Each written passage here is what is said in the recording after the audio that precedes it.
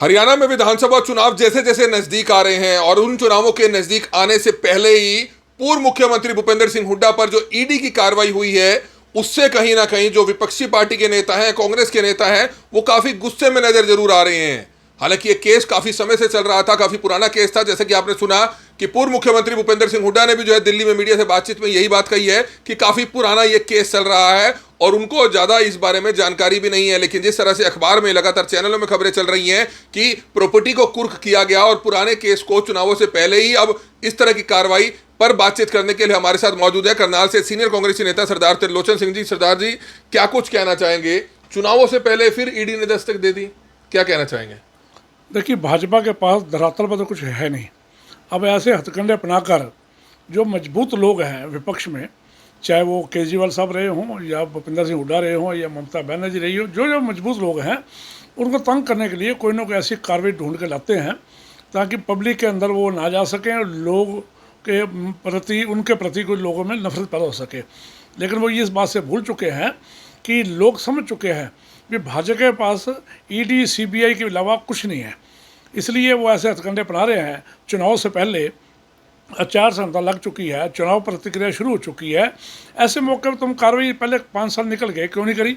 आज जानबूझ के की जा रही है। इन हथकंडों से हरियाणा के लोग और ज़्यादा उत्तेजित हो गए हैं भाजपा के खिलाफ। अगर इनकी 10-15 सीट आनी भी थी, अब मुझे लगता है वो भी नहीं आ पाएंगी। ये ना होगा हरियाणा के लोग सड़कों पर उतर जाए, इनको बाहर निकलना भी मुश्किल हो जाए। लेकिन मामला अगर दर्ज हुआ है, कार्रवाई कुछ हुई है, लोग तो सोचेंगे कहीं ना कुछ तो गलत किया होगा। देखो, गलत किया, ये 5 साल कहाँ रहे? 5 सालों में इन्होंने प्रॉपर्टी टैक्स, ये टैक्स, अब इलेक्शन के दौरान जब नेताओं ने वोट मांगने जाना, उनको रोकने का प्रयास करने के लिए ये कार्रवाई की गई है, ना कि कोई कार्रवाई बनती है। पता पुराना केस है, पता नहीं है नहीं है, जुडिशरी कोई मैसेज आया नहीं आया, कोर्ट के अंदर से क्या फैसला, कुछ नहीं पता। ईडी इनकी कठपुतली है। हमने याद होगा पिछले दिनों यहाँ धरना भी दिया था ईडी के खिलाफ। ईडी की इनकी कठपुतली है, उसके माध्यम से लोगों को तंग करने का काम कर रही है, जबकि कुछ सच्चाई को से दूर होती है। अगर ये भूपेंद्र सिंह हुड्डा को हरियाणा के अंदर कोई ऐसा टारगेट करते हैं तो हरियाणा के लोग जो 5 से 10 सीटें उनको देनी है उससे भी वंचित हो जाएंगे। और ये बड़े बड़े नेता अमित शाह जैसे, मनोहर लाल खट्टर जैसे हरियाणा की सड़कों में घूमने बंद हो जाएंगे। ये ध्यान कैसे रखें कि दिल्ली में चुनाव कार्य समिति की बैठक चल रही है हरियाणा कांग्रेस की, तीसरा दिन है आज। कब तक टिकटों की घोषणा हो सकती है? पहली लिस्ट कब तक आ सकती है? क्योंकि नेता लोग चाह रहे हैं कि कब तक उनका नाम क्लियर हो पाएगा ताकि वो चुनावी प्रचार में कूद पड़े। देखिए, जैसे बताया गया भी 1 तारीख को शायद मीटिंग है एक, उसके पहले टिकटें फाइनल हो जाएंगी।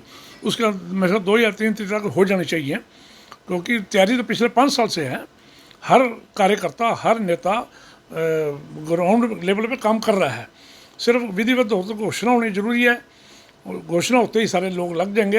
हरियाणा के अंदर कांग्रेस सरकार आ रही है, जैसे जैसे ये तंग करेंगे उतनी सीटें और बढ़ती जाएंगी। कांग्रेस की जो फूट है, कांग्रेस के जो नेता अलग अलग गुट बना के चल रहे हैं, कुमारी शैलजा, रणदीप सुरजेवाला, इधर से भूपेंद्र हुड्डा, दीपेंद्र हुड्डा, क्या इसका कोई खामियाजा भुगतना पड़ेगा? नहीं, अब लोग समझ चुके हैं, लोग इनसे ऊपर उठ चुके हैं। लोग कांग्रेस सरकार लाना चाहते हैं।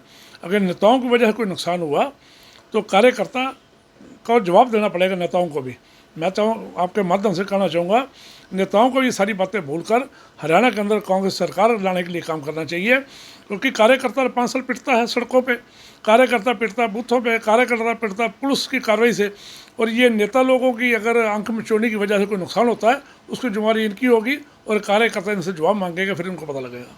तो आप देख सकते हैं, इस समय सरदार त्रिलोचन सिंह करनाल से कांग्रेस के सीनियर नेता हैं, उनसे हम बातचीत कर रहे थे। लेकिन जिस तरह से आज लगातार सुर्खियों में छाया हुआ है भूपेंद्र सिंह हुड्डा पर ईडी की कार्रवाई मामला, उस पर भी उन्होंने जमकर बीजेपी सरकार पर निशाना साधा और उन्होंने कहा कि अगर किसी तरह की कोई कार्रवाई भूपेंद्र सिंह हुड्डा पर होती है तो आने वाले समय में कांग्रेस जो है 80 से 90 सीटें जीत कर जो है सरकार बनाएगी। इस तरह का दावा उनकी तरफ से किया जा रहा है। बहरहाल ये तो अब आने वाले समय बता पाएगा कि आखिरकार हरियाणा में आने वाली सरकार किसकी बनती है, किसकी नहीं बनती है। लेकिन उन्होंने अपनी तरफ से जो बात रखी है उसकी हम आपको लाइव तस्वीरें दिखा रहे थे। सीधे तौर पर ईडी की कार्रवाई पर वह भाजपा को कटघरे में खड़ा करता हुआ नजर आ रहे हैं।